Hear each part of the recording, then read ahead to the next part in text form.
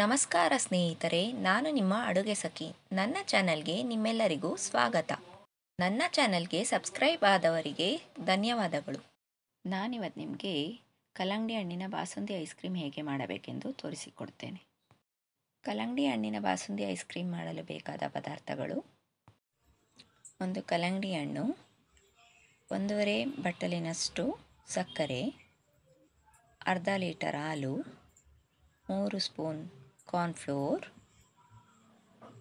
1 bowl ಹಾಲಿನ ಪುಡಿ, ಬಾದಾಮಿ ಚೂರುಗಳು ಸ್ವಲ್ಪ. ಮೊದಲು ಕಲ್ಲಂಗಡಿ ಹಣ್ಣನ್ನು ಈ ರೀತಿ ಭಾಗಗಳನ್ನಾಗಿ ಮಾಡಿಕೊಳ್ಳಬೇಕು. ಒಂದು ಭಾಗವನ್ನು ತೆಗೆದುಕೊಂಡು ಈ ರೀತಿ ಸ್ಲೈಸ್ಗಳನ್ನಾಗಿ ಮಾಡಿಕೊಳ್ಳಬೇಕು.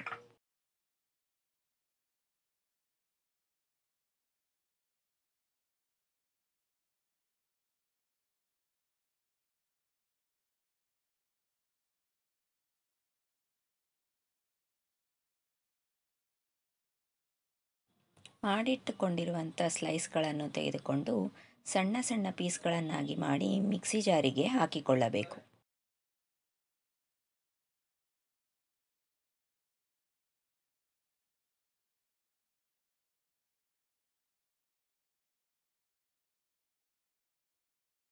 ಇದನ್ನು ಚೆನ್ನಾಗಿ ಗ್ರೈಂಡ್ ಮಾಡಿಕೊಳ್ಳಬೇಕು.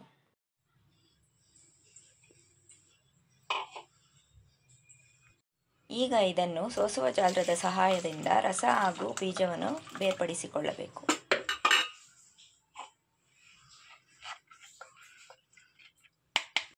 ಸೋಸಿರುವ ರಸವನ್ನು ಒಂದು ಪಾತ್ರೆಗೆ ಹಾಕಿಕೊಂಡು ಒಲೆಯ ಮೇಲಿಟ್ಟು ಅರ್ಧ ಬೌಲ್ ಸಕ್ಕರೆಯನ್ನು ಹಾಕಿ ಚೆನ್ನಾಗಿ ಕುದಿಸಿಕೊಳ್ಳಬೇಕು.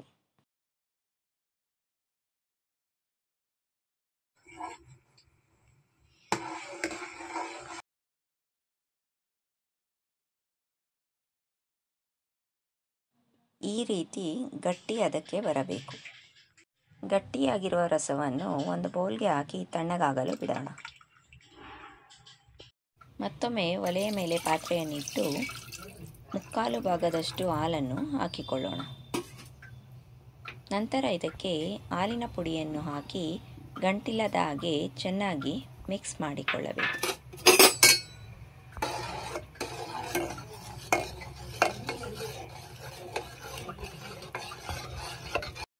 ಉಳಿದಿರುವ ಹಾಲನ್ನು ಕಾರ್ನ್ಫ್ಲೋರ್ಗೆ ಹಾಕಿ ಚೆನ್ನಾಗಿ ಮಿಕ್ಸ್ ಮಾಡಿಕೊಳ್ಳಬೇಕು.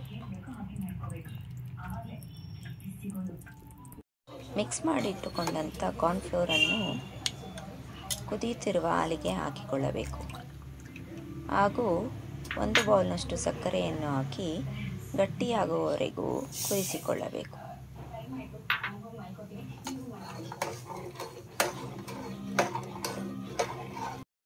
ಈ ರೀತಿ ಗಟ್ಟಿಯಾದ ನಂತರ ಸ್ಟವನ್ನು ಆಫ್ ಮಾಡಿ ತಣ್ಣಗಾಗಲು ಬಿಡಬೇಕು.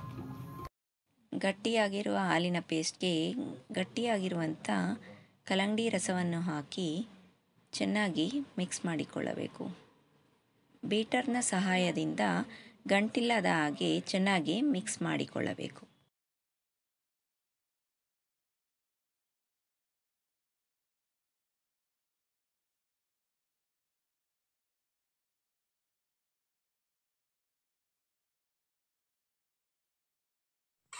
ಇದು ಈ ರೀತಿ ಮಿಕ್ಸ್ ಆದ ನಂತರ ಗ್ಲಾಸ್ಗಳಿಗೆ ಹಾಕಿಕೊಳ್ಳಬೇಕು.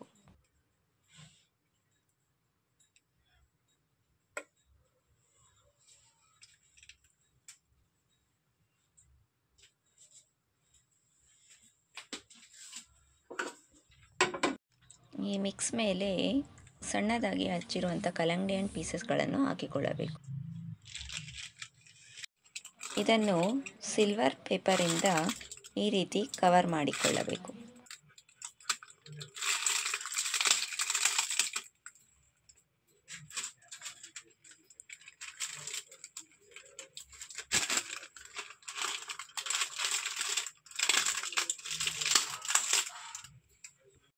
ರಿಂದ 8 ಗಂಟೆಗಳ ಕಾಲ ಫ್ರೀಸ್ ಮಾಡಬೇಕು.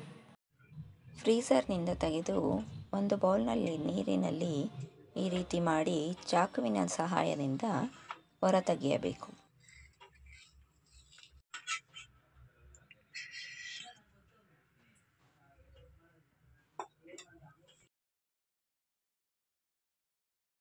ನಿಮಗೆ ಬೇಕಾದ ಆಕಾರದಲ್ಲಿ ಐಸ್ ಕ್ರೀಮನ್ನು ಕಟ್ ಮಾಡಿ ಬಾದಾಮಿಯಿಂದ ಅಲಂಕರಿಸಿ.